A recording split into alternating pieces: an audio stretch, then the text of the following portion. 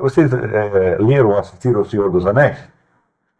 O tema do Senhor dos Anéis é isso aqui que eu estou contando.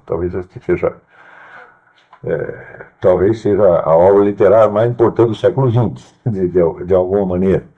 Tá certo? Eu nunca vi uma, uma crítica tão arrasadora da civilização moderna, tão profunda e tão baseada em fundamentos sólidos. Porque o que representa o anel? O anel é o círculo. O círculo é tudo aquilo que está completo. Não é isso? Qual é a referência que nós temos, vamos dizer, na, na história intelectual do Ocidente? Qual é a referência que nós temos de um modo de pensamento que seja circular, isso é, que se complete perfeitamente em si mesmo? Eu me lembro, por exemplo, do Titus Burckhardt. Vocês já ouviram falar de Titus Burckhardt? É um discípulo de René Guénon, que ele dizia a diferença entre a abordagem filosófica e a abordagem esotérica é que a filosófica é linear e a esotérica se fecha num círculo. Bom, todo raciocínio que se fecha num círculo, ou seja, que no fim tem o seu começo e no começo tem o seu fim, é evidentemente um tipo de discurso tautológico, que pensando bem ele não disse absolutamente nada. Mas, se aquilo que está no fim é o que já está pressuposto no começo, então as premissas que já estavam dadas no começo apenas foram explicitadas. Tá certo? Mas você vê que a partir do século XVIII, XIX, começa a aparecer cada vez mais uma forma de pensamento que, sendo circular, preste atenção, sendo circular, ela pretende não ser apenas, vamos dizer, um jogo formal, mas expressar a própria natureza da realidade. Tá certo? Você pegar, por exemplo, aquela teoria dos ciclos cósmicos de João Batista Vico, tá certo? Então, João Batista Vico vai contar a história. O que é a história? O transcurso do tempo, né? Portanto, é uma linha que está em aberto. O que ele vai fazer com essa linha? Vai transformar num círculo, vai explicar com aquela teoria de corse e recorse, o curso e o recurso, quer dizer, vai e volta. Então, ele vai fechar a linha num círculo. Não é isso? Muito bem, quando você vê uma teoria de ciclo cósmico, né, essa teoria pode ser verdadeira, ela não pode ser nem verdadeira nem falsa. Porque quando você vê o ciclo se repete, ele se repete, mas não se repete exatamente igual. Aí depois que não se repete exatamente igual, ele é outro. Então não foi um círculo, foi uma linha composta de dois círculos. Então tem um círculo, outro círculo, outro círculo, outro círculo. Né? Então você está tentando dizer que é um círculo, mas na verdade é uma linha, um tempo que transcorre, né? Jorge Manrique, o tempo que não vuelve nem tropeça, o tempo que não volta nem tropeça, né? Então você está tentando transformar num círculo, está tentando fazer voltar uma coisa que não volta. Então você dá uma aparência de círculo a um negócio que na verdade é uma linha. Tá. Bom, se fosse totalmente linha, ou seja, nada volta atrás, então você não poderia comparar nada com nada. Cada novo momento seria completamente diferente do outro. Então seria ininteligível. Então não pode ser nem totalmente linha, nem totalmente círculo. Está compreendendo? Isso quer dizer que se fechasse num círculo, então você teria o quê? Teria a explicação final de tudo que aconteceu. Não é isso? Ora, desde que o mundo é mundo, tá certo? Tem gente fazendo força para criar uma doutrina tal, tá certo? Que feche você dentro de um círculo. Ou seja, que te dê a impressão de ter explicado tudo. Não é isso? E, bom, toda vez que você fecha o círculo, você saiu da realidade, porque na realidade nós estamos no tempo linear. Mas então, representamos aí o tempo real como sendo uma linha. Todo mundo está sabendo que o tempo não volta. Não vuelve nem tropeça, né? É isso? Isso quer dizer que se você fechou num círculo, você sabe que esse círculo é imaginário, apenas imaginário. É mental, não é isso? Eu fecho meu círculo, eu faço aqui minha explicação fechadinha, mas na realidade o tempo continua correndo. Não é isso? Bom, e se alguém conseguisse, né, fechar o círculo de tal modo que ele não fosse só mental, mas que ele fosse real. Então isso quer dizer que aquele esquema da mente dele teria abarcado e dominado o conjunto da realidade. Está entendendo? Então ele seria como se fosse Deus. Esse é o demônio propriamente dito. Está entendendo? Então no filme você vê que o sujeito não apenas tem um anel, mas ele tem o 10º anel.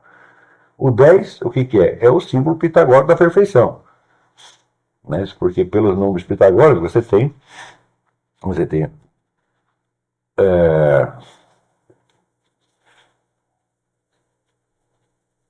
somando os algarismos que compõem um número, você obtém outro número. Então, por exemplo, 12, 1 mais 2 equivale a 3. Então, quer dizer, tem a série dos números, ela também não volta nem tropeça, mas decompondo e somando numa outra ordem os seus componentes, você obtém outro número. Então, o 12 teria equivalência com o 3, o 14 com o 5 e assim por diante. E o 10? O 1. Isso quer dizer que o 10 encerrou a contagem, porque o 10 volta a contar, começa com 1 e quando chega no 10 volta com 1. É por isso que nós usamos o sistema decimal. Porque ele tem esta. É mais fácil você operar com o sistema decimal que qualquer outro, porque ele tem esta repetição automática. O 10, então, por isso que o 10 no mundo pitagórico é considerado o símbolo da perfeição. O que é perfeição? Feição vem do verbo fazer, e per significa em volta, seu círculo, né? Perímetro, né? A periferia, tudo que tem per quer dizer que está completo e fechado. Então o per também tem a ideia de círculo. Está entendendo? Ou estou falando depressa demais? Tá? Então você vê que no filme, o desgraçado do tal do Sauron, ele não apenas fez um anel, tá certo? Mas ele fez 10 e distribuiu 9, e ele tem o 10º, que é o anel dos anéis. Está entendendo? Ora, se qualquer sujeito que conseguisse, vamos dizer, fechar um círculo, quer dizer, criar uma visão circular da realidade tão perfeita, que ela não fosse somente mental, não é apenas uma forma mental inventada, mas ela coincide com a própria realidade, tá certo? Então ele teria um poder total sobre o mundo e viraria Deus. Está compreendendo? Então, você vê aqui, Hegel, no século XVIII, tentou isto. Né? Foi um dos muitos que tentaram. Hegel tentou, Marx tentou. Então, tentou formar, vamos dizer, um tipo de narrativa histórica que não fosse somente uma narrativa, mas que fosse ao mesmo tempo um raciocínio. Quer dizer, a história que ele conta não é somente uma sucessão de acontecimentos, mas é um desenvolvimento lógico interno, tão claro que se fecha no fim. Então ele tenta fazer com que o processo lógico dele corresponda ao processo da história. Então ele vai dar a explicação final da história. Está aqui né? E até nós vamos estudar no sábado, tem um texto do Eric Feigen, que chama Hegel, um estudo de feitiçaria. Né? E eu estava lendo isso ao mesmo tempo que estava lendo O Senhor dos Anéis. Eu digo, olha, o texto a análise do Feigen sobre o Hegel é pesadíssima, difícil de ser acompanhado. Olha, então não precisa ler, você lê O Senhor dos Anéis, que está dito a mesma coisa. Está entendendo? Ou seja, nós vivemos na tensão insolúvel entre a reta e o círculo. Nós estamos colocados num fluxo de tempo que nunca para. Né? Ele só vai em frente, ele nunca vai para trás. Tá certo? E ao mesmo tempo, a nossa mente tende a dar uma forma circular e fechada para aquilo que a gente sabe. Não é isso? Então nós estamos permanentemente entre a reta e o círculo. O círculo não pode fechar. Né? Se for, vamos dizer, se for somente uma reta, só acontecimentos que se sucedem, nada teria uma forma inteligível. Seria apenas um acontecimento atrás do outro, e quando vem o segundo, você não já lembra do primeiro. Nós lembramos por quê? Porque nós temos a repetição. Não é isso? Nós temos A nossa mente, ela tem a retenção do que aconteceu e tem a propensão, a antecipação do que acontece. Então, quer dizer que nós damos uma forma, vamos dizer, circular, uma forma de retorno àquilo que, na realidade, não tem retorno. Não tem retorno real, mas tem um retorno mental, e é por isso que você entende. Não é isso? Ou seja, nós conseguimos entender o que se passa porque mentalmente nós conseguimos dar ao que se passa uma estrutura que ele não tem, a estrutura circular. Tudo que se passou, não volta mais. Se você não conseguisse, ao mesmo tempo, recordá-lo e articulá-lo com o presente e com o seguinte, você não entenderia nada. É isso? Mas esse é o processo da nossa mente. Tá certo? Ora, a nossa mente também está dentro da estrutura da realidade. Ela também é uma realidade. Não é isso? Então, quer dizer, nós vivemos numa realidade mais ou menos paradoxal, que embora tudo que acontece tem uma estrutura linear que não volta e não se repete, só é inteligível mediante a repetição mental, a qual repetição mental também faz parte da mesma realidade. O que nós não podemos fazer é reduzir a reta ao círculo, ou seja, fazer com que a nossa mente consiga criar uma repetição tão bem feita que o fluxo do acontecer esteja ali aprisionado para sempre. Está entendendo? Isso é uma operação de feitiçaria mesmo, como diz o Fegner. E é isso que faz o tal do Sauron. Você está entendendo? Ora, então eles têm 9 anéis. Não é isso? O 9, o que é o 9? O 9 é 3 vezes 3. O que é 3? 3 é a estrutura do silogismo. Não é isso?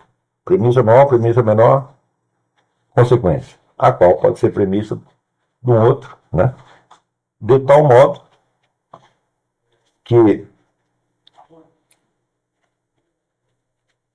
você poderia representar a estrutura do pensamento humano como a estrutura do movimento. Não é isso? Quando você está andando aqui, veja, os 2 pontos que o seu pé toca no chão e aqui onde as pernas se juntam, formam o quê? Um triângulo. Não é um quadrado, não é um círculo. Não é isso? Então, a série dos triângulos representa o quê? O movimento normal da vida do ser humano. Não é isso? Ora, eu digo, e se fechasse? Nível do 9, você passa para o 10. Então você voltou ao ponto de partida. E todo o trajeto que você percorreu, tá certo? Agora ele existe estaticamente fechado num único círculo. Está entendendo? Então, o círculo é a operação por excelência da bruxaria, porra.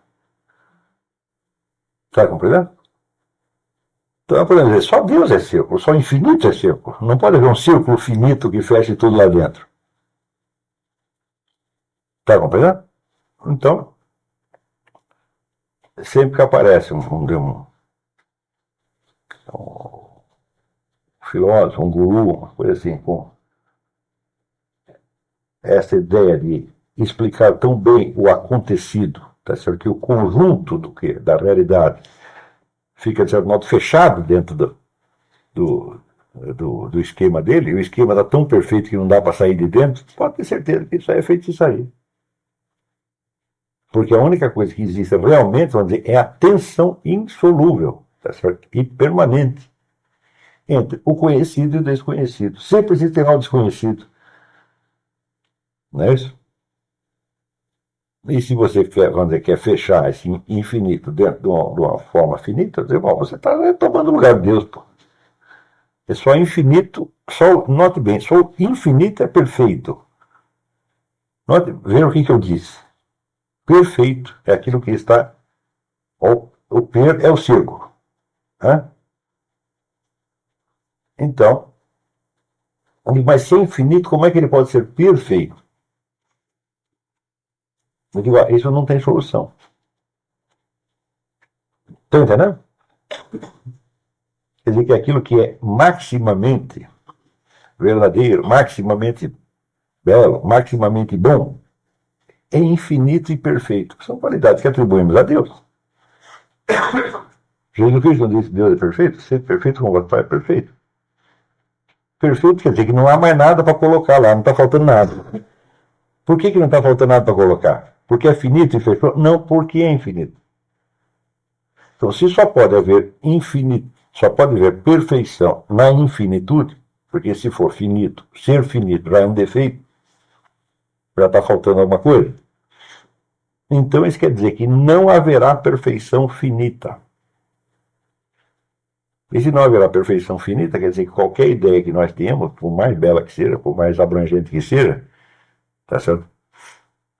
Ela será apenas mais uma ideia colocada, vamos dizer, dentro da tensão permanente e estrutural entre o finito e o infinito, entre o conhecido e o desconhecido, entre a luz e a sombra, que é exatamente a condição da qual nós vivemos, tá certo?